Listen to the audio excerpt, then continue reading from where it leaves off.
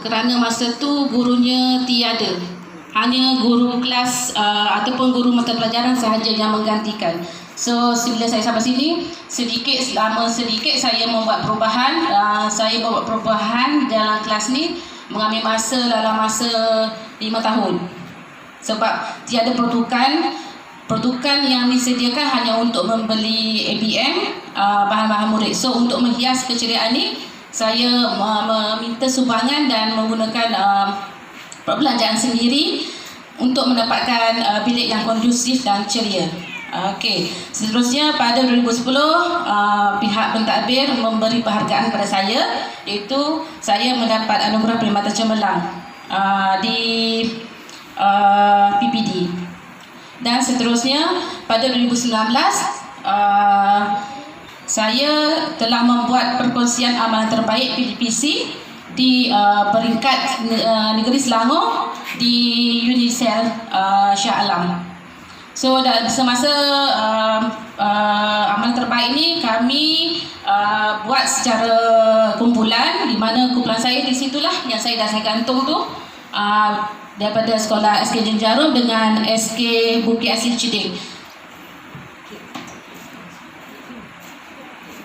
Okey, kita pergi pada misi-visi sekolah, misi-visi saya serta KPI adalah sama, tetapi sekolah ada hala tuju tersendiri, di mana sekolah kita ingin memastikan modal insan dapat dilahirkan supaya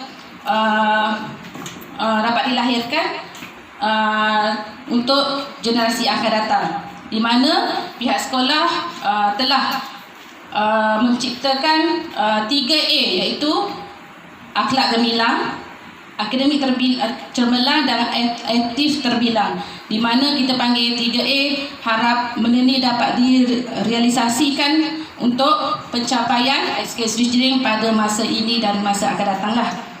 Okey, manakala visi-misi pemulihan, saya ingin murid tahap 1 dan tahap 2 menguasai 3M, kecuali murid berkeperluan khas, di mana murid itu akan kita salurkan ke kelas pendidikan khas sekiranya dia berkeperluan khas, dan sekiranya dia tidak, kita akan berusaha membantu dan membimbing murid supaya menguasai 3M. Okey, usaha tu bukan saya seorang, usaha tu daripada guru-guru, di mana sentiasa berbincang, berdiskusi dengan guru-guru pembelajaran apa masalah murid, dan mereka pun selalu berkongsi kemahiran yang murid tak kuasai di sekolah ini. Okey, seterusnya saya juga berusaha juga membina keyakinan dan sikap positif, seperti hari ini kita membina keyakinan murid untuk menjadi pengacara majlis. Padahal murid ni hanya murid terpencil saja di kelas, tetap dan di kawasan sekolah. Tetapi bila kita cungkilkan bakat, kita baru nampak bahawa dia suka mic. Sementara tunggu puan-puan datang tadi, dia dah macam-macam dia buat dekat situ, macam-macam show dia dah buat. Tetapi bila orang datang, dia dah slow kan. Jadi kita nak naik tingkatkan balik dia punya keyakinan diri dan positif tentang pentingnya pendidikan dan pembelajaran, dan pentingnya keyakinan dalam diri masing-masing. Seterusnya kita juga membentuk akhlak supaya murid itu gemilang dan terbilang. Okey, kita pergi kepada penyediaan kelas dan keulasan. Seperti maklum yang dimaklumkan oleh GP, ada 2B. Asalnya tiada kelas pemulihan di sekolah ini, tetapi apabila KPM mengeluarkan surat siaran, pihak sekolah telah membahagikan bilik guru dengan bilik pemulihan, di mana meletakkan playhood sahaja. Maksudnya bila saya mengajar kat sini, orang sebelah boleh dengar apa yang saya cakap, orang sebelah boleh dengar. So saya bercakap bila bercakap, bila mengajar tu memang sebelah dengar, dan PKP guru pentadbiran saya pun cakap saya tak perlu kot Ozanuria, saya duduk tepi belakang sudah boleh dengar dah. Tapi tidak boleh kan, so dia akan datang jugalah mencerap saya kat sini.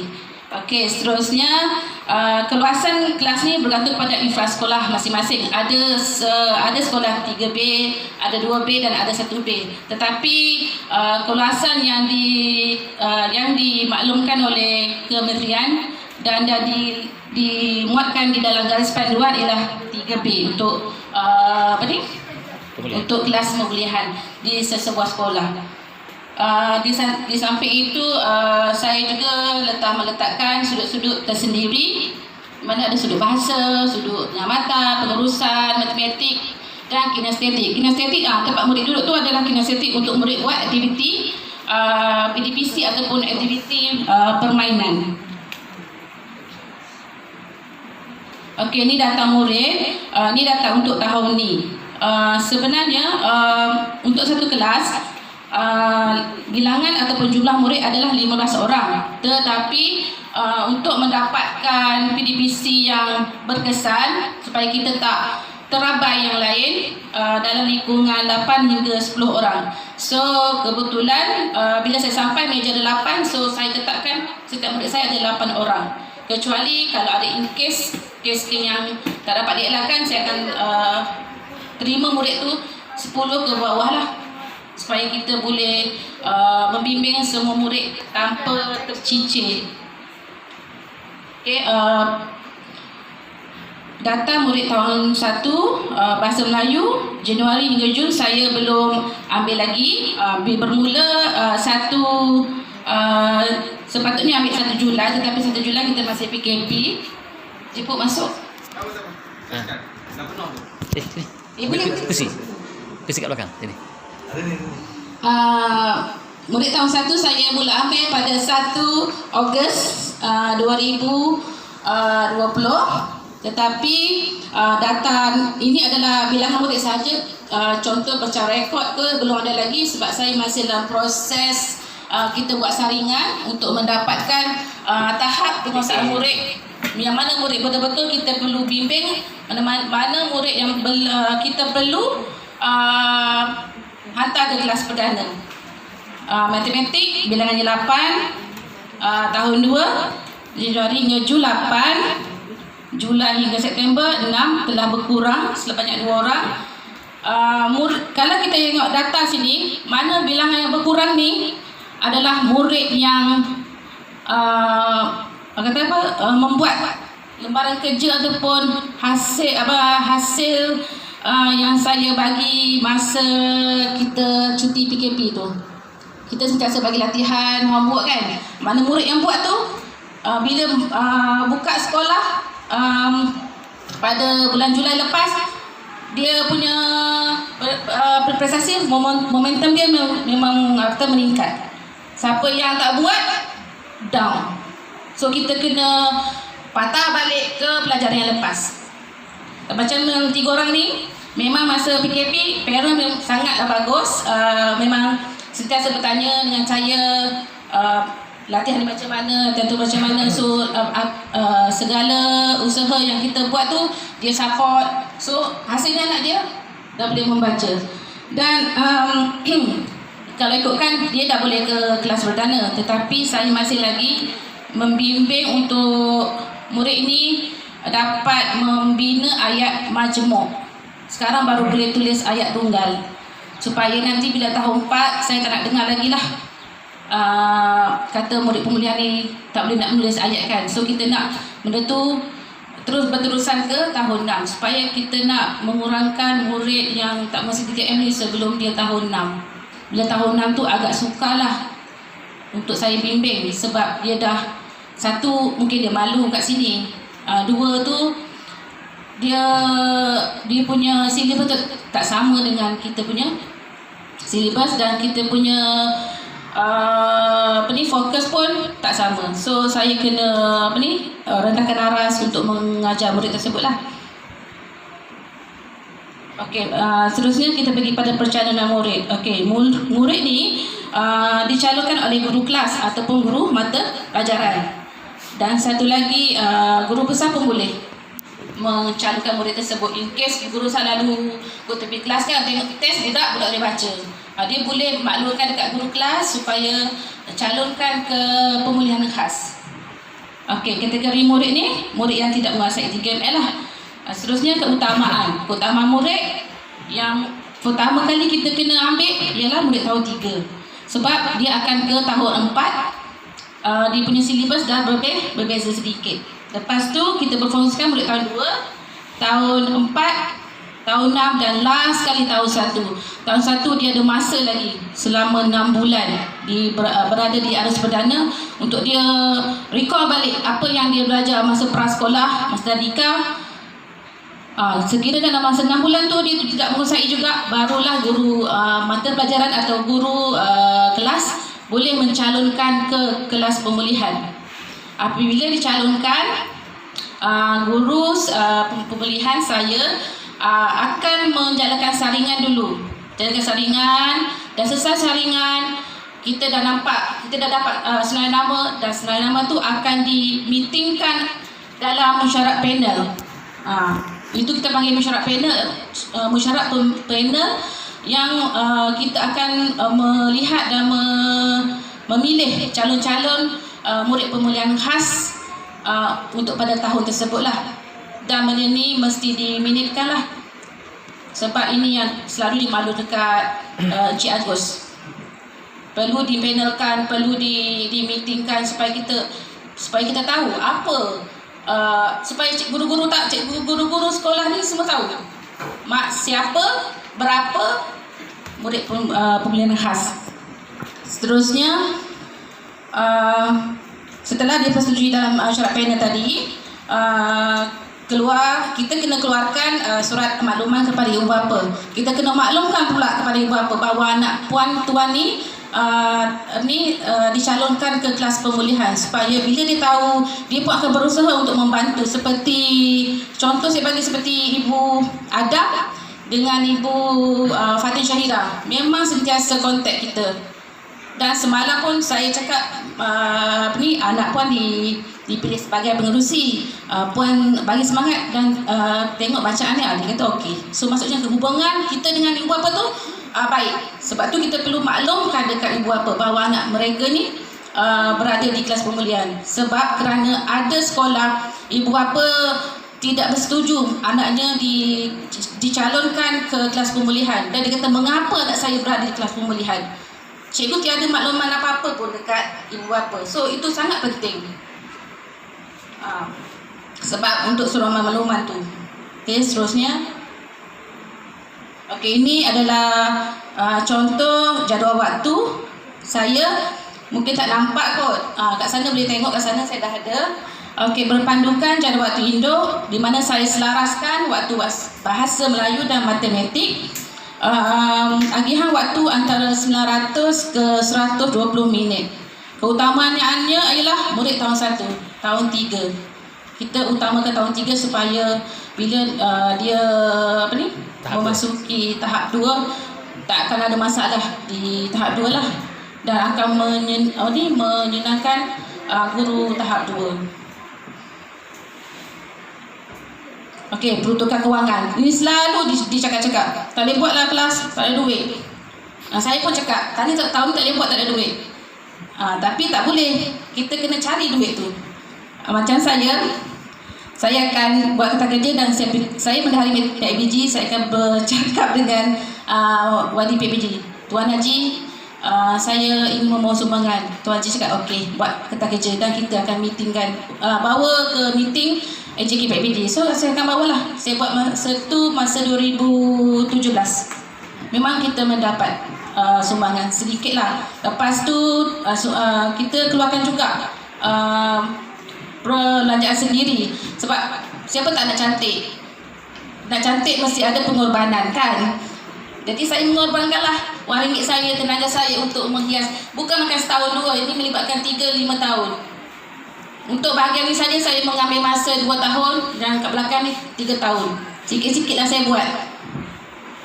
Bukan benda yang mudah, sebab kita memerlukan nak panjat tu pun memerlukan pertolongan orang lain. Tapi kaki tangan sekolah kat sini sangat bagus, sangat membantu dan sangat bekerjasama dengan kelas saya. Okey, peruntukan kewangan ni kalau ikutkan boleh kita ambil daripada wang peruntukan PCG, bimbingan kaunseling, penantian bahasa Melayu, penantian matematik. Di mana benda ni kita gunakan untuk persediaan kita nak beli BBM, keperluan murid, dengan persediaan untuk kita nak buat pengajaran. Tetapi kalau untuk kesediaan tu tidak digalakkan lah sebab dia melibatkan wang kerajaan. Nadia, tambah sikit Saya tambah sikit. Okey, untuk makluman semualah rakan-rakan ya. Di sekolah sini PIBG kita ada wang pengayaan dan pemulihan. Ya. Jadi daripada sebenarnya wang tu untuk semua duit daripada peruntukan pemulihan, dia ada pecahan pengayaan dan pemulihan. Maknanya di situ macam mana kita nak dapat cemerlang. Macam mana budak yang tak cemerlang tu jadi yuran ibu bapa tu dia ada dua. Bukan ada dua, dia ada satu lagi pecahan bayaran lain kan. Berapa dia itu satu untuk pengayaan pemulihan? RM10. RM10. Bayangkanlah kalau kelas kita 240, kita ada 2,800 untuk UPSR ke budak yang bawah ni ke, boleh diguna semua. Jadi pengayaan dan pemulihan tu kita banyakkan ke di sini pun akan diambil sedikit lah. Jadi boleh saya cadangkan lah sekiranya di sekolah kalau belum ada, boleh dicadangkan pengayaan dan pemulihan. Satu untuk peningkatan UPSR dan lain-lain, satu lagi untuk yang lemah-lemah. Jadi duit tu adalah sedikit peruntukan. Okey, itu yang kita gunakan ya. Okey, terima kasih Tuan JB. Itulah peruntukan yang saya cakap tadi, yang kita buat kerja bagi PIBG. Daripada duit situlah kita ambil untuk kita gunakan untuk kegunaan kelas pemulihan. Okey, seterusnya pengurusan fail. Pengurusan fail terkini adalah 8 fail mana telah diselaraskan oleh JPN. Di semasa itu dapat talimat di Sekolah Seri Puteri saya berjaya. Tetapi untuk tahun 2020 saya terdapat beberapa perubahan sikit dari segi instrumen pemantauan.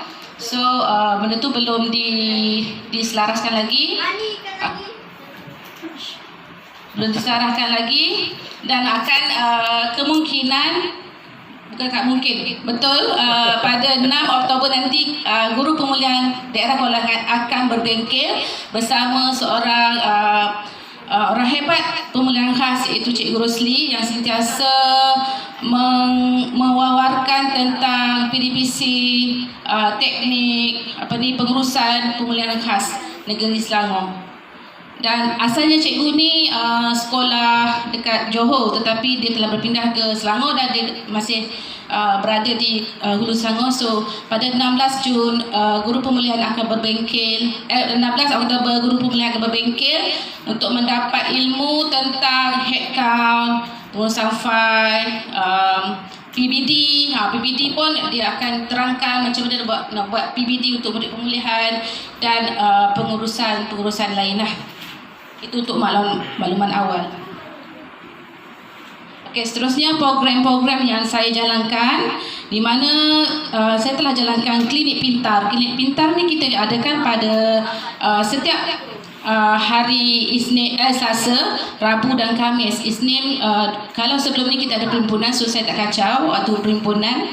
Dan hari Jumaat kita ada baca Yasin. So hanya 3 hari sahaja yang kita jalankan bermula 7.15 hingga 7.30 minit, di mana murid-murid akan berlomba datang ke kelas, akan duduk di meja, akan ambil bacaan kat sini, pelbagai bacaan ada, akan duduk dan membaca selama beberapa minit sendirian dan akan berjumpa dengan saya untuk saya menyemak bacaan mereka.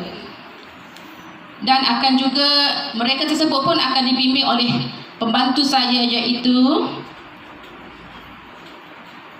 Cikgu Cili.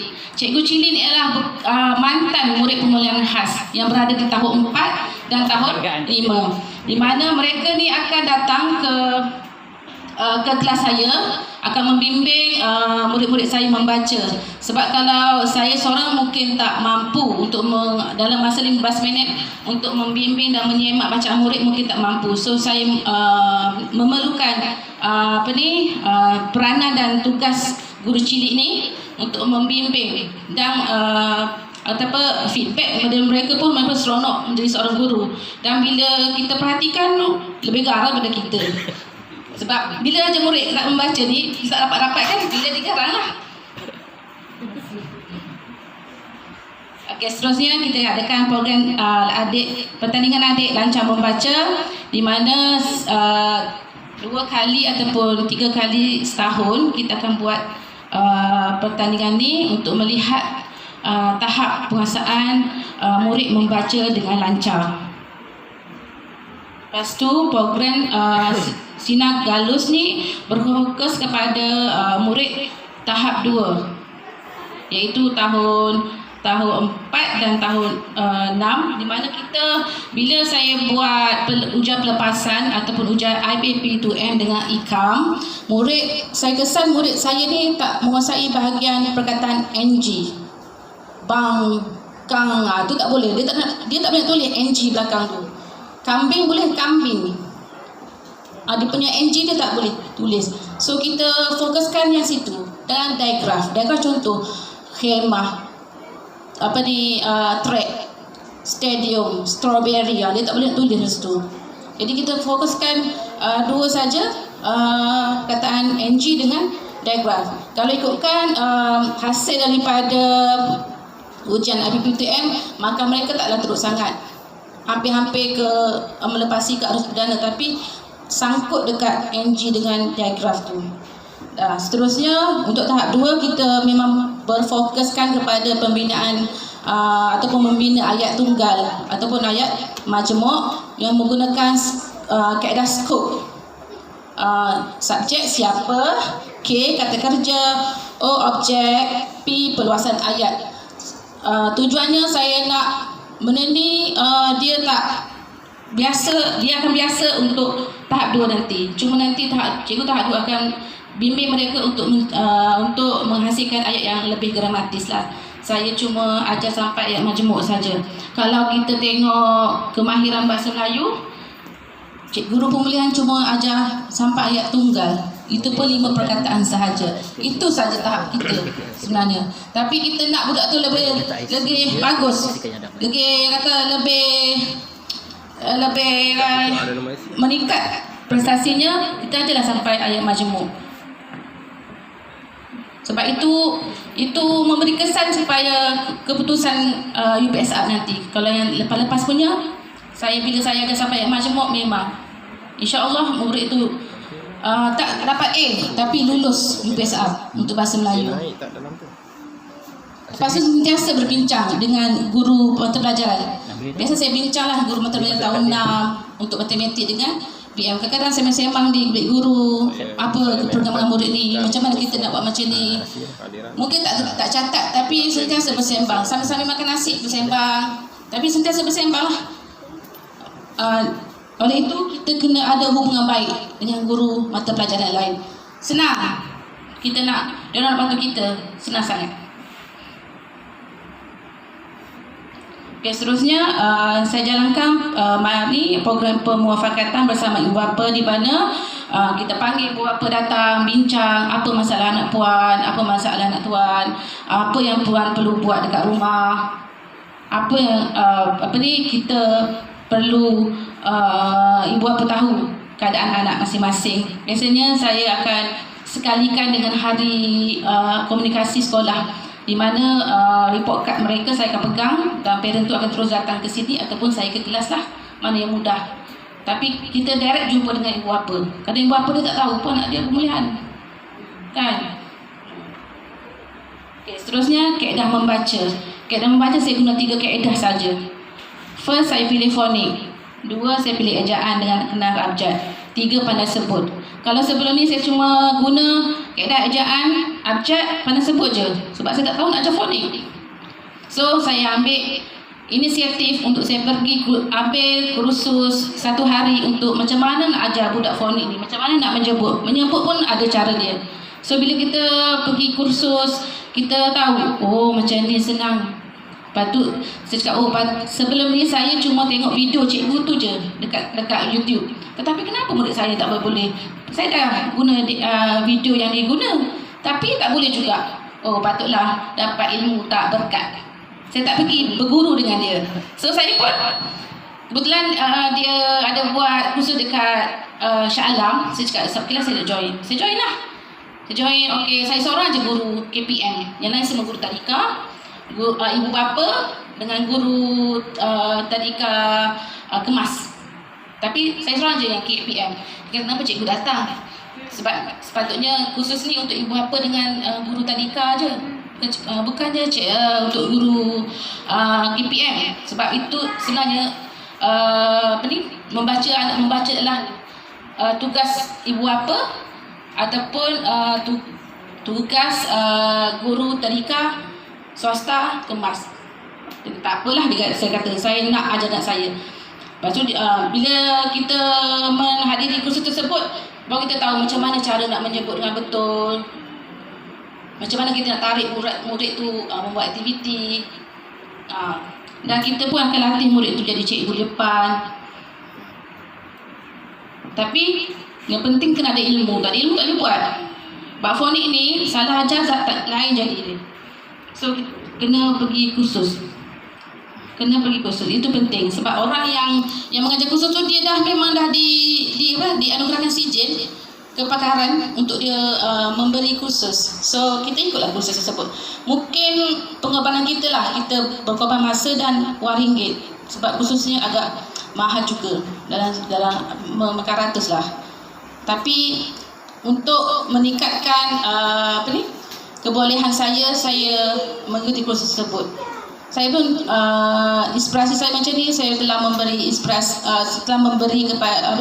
kepada kawan-kawan sekitar sekolah pun, mereka pun berminat untuk mengikuti kursus sekiranya berminat. Okey, ini saya paparkan aktiviti saya semasa PDPC Bahasa Melayu. Okey, saya menggunakan R-Pintar, iaitu saya punya amal terbaik kumpulan saya, di mana banyak kegunaan. Kita boleh bina perkataan, kita boleh buatkan permainan seperti main dam. Dam tu kita dah susun siap-siap lah perkataan yang kita nak dia buat. Bila dia main dam, dia dapat dia makan perkataan tu, dia akan bina perkataan pula. Mungkin tak banyak, mungkin dalam 2 ataupun 3, tapi kita nak tengok dia punya kemahiran kinestetik dia dan kemahiran berfikir dia. Lepas tu kita ada pula cabita. Yang ni cabita, yang belah sana tu cabita, di mana kita macam buat terkesilang kata. Masa kita akan bagi satu perkataan, cikgu akan letakkan satu perkataan dan murid akan sambung-sambung macam sahibah, akan sambung-sambung supaya menjadi perkataan. Kadang murid pemula ni dia tak nak baca-baca ni, tapi benda ni dia tahu macam mana nak buat. Dan bila saya suruh macam ni, cakap ini bukan belajar cikgu, bermain, dia kata. Tak apalah, kita bermain lah. Jadi dia pun seronok lah. Okey, ini contoh pintar. Yang ni kita guna untuk membina perkataan biasa. Guna tuduh botol. Okey, seterusnya membina perkataan menggunakan BBM kad suku kata seperti biasalah, menggunakan kad gambar, bina perkataan.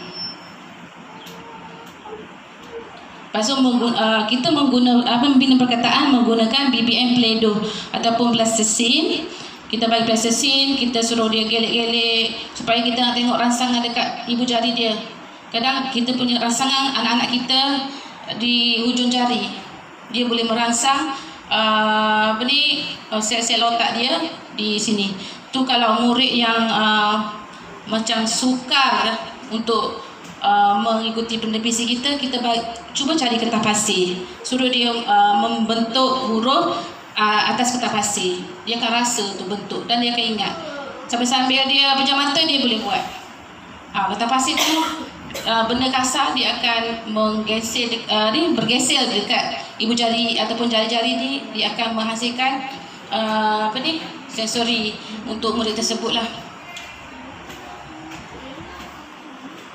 Okay, seterusnya permainan interaktif menggunakan smart TV.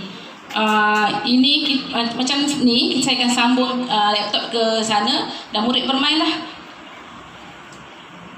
Selepas biasa buat main ni, selepas habis buat latihan, kita nak main, kita bagi ni, dia akan tekan lah. Dan interaktif ni akan berbunyi lah, salah ke betul ke, dia seronok lah. Okey, pencapaian. Seterusnya saya pergi pada pencapaian. Ini pencapaian murid di mana murid-murid ini adalah saya telah memupukkan ke diri mereka untuk ke arah positif dan berkeyakinan. Bukan senang ya nak latih murid kita sebab dia akan ada rasa perasaan malu. Tadi pun dia cakap, cikgu malu lah. Sedangkan tadi dia dah buat konsert kat sini. Tapi bila ada orang lain dia akan malu. Tapi kita nak pupuk benda tu supaya dia tak malu. Supaya dia kalau boleh nanti kita nak biar dia berucap di khalayak ramai di depan murid-murid lain. Belum lagi, ini baru permulaan baru dalam berucap di depan 10 orang. Mungkin akan datang insya-Allah. Lepas tu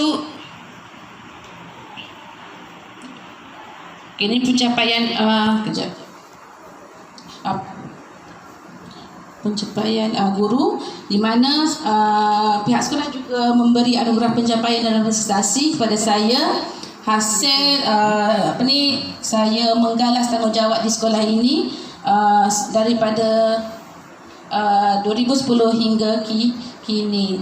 Terima kasih kepada pihak pentadbir telah memberi penghargaan kepada saya. Bukan saya seorang, guru-guru lain pun turut mendapat penghargaan. Biasanya penghargaan ini diberi semasa mesyuarat kali pertama untuk tahun seterusnya. Selepas kita macam yang di hujung sana tu, saya dapat semasa meeting kali pertama 2018 lah. Nampak biasa, tapi itu adalah reward kita ataupun kata boleh benda yang kita boleh isikan dalam SPL KPM anugerah kita kan. Sedang sebagai meningkatkan motivasi seorang guru. Kerana seorang guru ni dia bukan nak menghargai penghargaan yang mahal-mahal pun, cukup sijil. Cukup dianugerahkan pada mesyuarat ke apa ke. Tapi penghargaan tu penting supaya kita dapat meningkatkan kita punya credibility kita dalam mendidik anak-anak, dalam menggalas tanggungjawab. Okey, seterusnya pencapaian guru ni, murid-murid ini adalah murid-murid saya yang telah lulus Bahasa Melayu UPSR 2019 dengan 2017. Laptop saya ni semua gambar saya dah simpan dalam external hard disk tapi dah korak. So gambar-gambar mereka dah tak ada. Saya terpaksa cari balik gambar mereka masa darjah 3. Masa darjah 3 ni mereka dah semua mudah dalam proses membaca, tapi kita masih lagi membimbing masa mereka tahap 4 dan selepas tahun 4 pertengahan tahun mereka dah lancar membaca dan saya terus lepaskan ke kelas perdana dan hasilnya UPSR tahun lepas murid saya semuanya lulus Bahasa Melayu UPSR, Bahasa Melayu Pemahaman dan Penulisan. 2 tahun berturut-turut. 2 tahun berturut-turut. Salah satu lagi faktor adalah sikap murid tersebut. Kalau murid tu rasa dia nak dan kita pun nak, benda tu jadi. Kalau kita rasa murid tu tak nak, kita nak, agak sukar untuk seorang guru itulah. Tapi itu adalah kita punya cabaran ini muridnya. Kalau kita tengok murid ni, murid yang yang paling kecil tu bulan pertama dia belajar, dia menangis je. Menangis. Saya biarkan dia menangis. Tapi alhamdulillah mungkin telah mendewasakan dia. So alhamdulillah dia lulus UPSR pada tahun lepas. Okey, pencapaian seterusnya adalah saya telah membentak, seperti tadi saya cakap, saya telah membuat pembentangan amal terbaik PDPC pemulihan khas pada 2019. Benda ni sebenarnya secara tak sengaja. Bila Tuan PPD bercakap cikgu pemulihan semua kena buat amal terbaik. Tak berani sebab kena bentang mungkin Selangor kan. Lepas tu dia tak apa cikgu buat kumpulan dulu untuk sebagai langkah pertama untuk kita menghasilkan amalan terbaik. So saya buat. Okey, kita bentang dekat daerah dapat nombor 2. Lepas tu dibawa ke Negeri Selangor. Alhamdulillah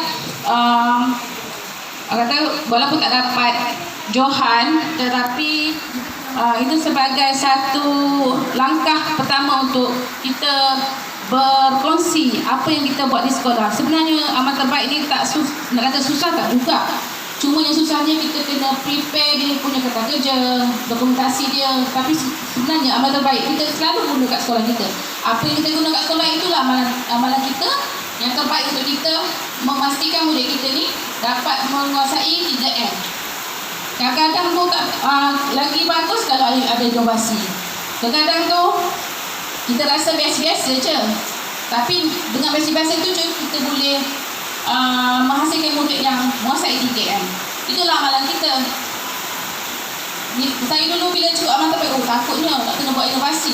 Tak perlu sebenarnya. Sekiranya ada inovasi itu lagi bagus. Lagi satu orang kata apa, markah tambahan bagi kita kalau kita inovasi. Kalau kita buat amal terbaik tak ada inovasi pun tidak mengapa. Amal terbaik ni tak yang kita guna tu pun kita bolehkan amal terbaik. Tapi cara kita mengolah benda tu supaya dia jadi terbaik.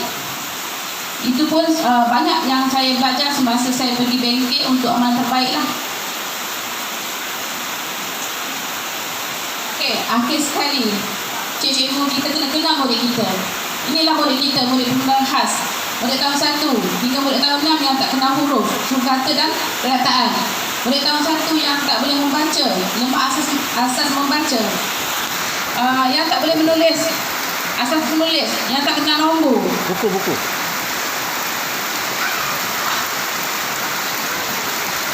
Yang tak boleh menulis, dia tak kenal nombor terbalik, huruf terbalik. Apa yang dia nak apa yang dia nampak tak sama kita nampak. Contohnya murid disleksia. Apa yang kita nampak dia tak nampak sebenarnya. Kadang-kadang huruf tu dalam bulatan, huruf tu tak berada merata-rata. Huruf tu berada dalam dalam bulatan. Ada huruf tu kecil besar. Itulah di mata murid disleksia sebenarnya. Kita ni asal tak boleh baca, tapi sebenarnya tak nampak apa kita sebenarnya. Bila kami diberi kursus tentang disleksia, baru kita tahu, oh murid aku macam ni. Masa tu barulah kisah kenapa aku marah murid aku ni. Rupanya dia tak nampak apa yang kita nampak. Dia tak tahu apa yang kita tahu. Tetapi sekiranya kita boleh nampak dari segi penulisan dia. Dari situ baru kita tahu, oh murid ini ada ciri-ciri berkebunan khas. Kita kena buat ujian instrumen IPPBMG, saya tak silap. Instrumen untuk murid yang berkemungkinan berpengaruh khas. Kalau dia melepasi, maksudnya dia bukan murid disleksia lah.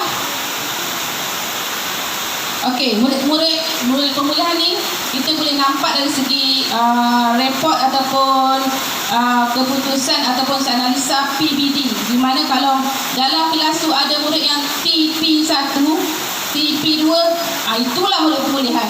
Dan pihak PBD pun akan tengok daripada situ mana sekolah, contoh SVCD ada berapa orang murid TP1 dan TP2, dia akan highlightkan. Okey, itu dia akan mengenapasi itulah murid pemulihan, dan dia akan berhubung dengan guru pemulihan. Adakah murid tersebut dimasukkan ke kelas pemulihan? Jadi untuk memudahkan pihak sekolah, kita kena highlightkanlah TP1, TP2. Macam PBD ni saya pun baru dapat dia taklimat dari pada kita buat mesyuarat semasa cuti PKP. PBD tu bagi tahu macam tu. So saya pun baru buatlah benda tu. Tapi bila kita tengok senarai TP tu memang betul, tu murid saya. Bila saya buka, saya minta guru kelas bukakan senarai PBD, analisa PBD tu, saya tengok, oh ada juga murid saya. Memang betul lah TP1, TP2 tu murid saya. So itulah murid kita. So pemulihan pun kena buat PBD sebenarnya. Tapi saya tak buat lagi sebab kita belum dibengkelkan lagi. 6 Oktober ni insya-Allah kita akan dibengkelkan. Kita akan diberi pendedahan macam nak buat. Dan pihak penceramah akan bimbing kita kat situ lah. saya rasa sampai sini saja saya punya taklimat sedikit tentang kelas pemilihan khas Negeri Sembilan. Saya harap puan-puan dapatlah sedikit sebanyak input dan perkongsian ini dapat memberi gambaran untuk cikgu, tuan-tuan puan semua balik ke sekolah untuk buat. Saya pun nak mendapatkan setakat ini, saya banyak tanya. Boleh tekankan setiap hari saya akan call JU daerah, call kawan-kawan sekitar, kawan-kawan yang kita rasa aku boleh rujuk dia ni, so kita call. Kalau JU tu saya call je, kenapa no, ada masalah ke? Dia mesti tahu dia, sebab saya akan call dia. Sebab dia, bila JU ni, dia perantaran kita dengan jabatan dan daerah yang lain, so dia dapat info banyak.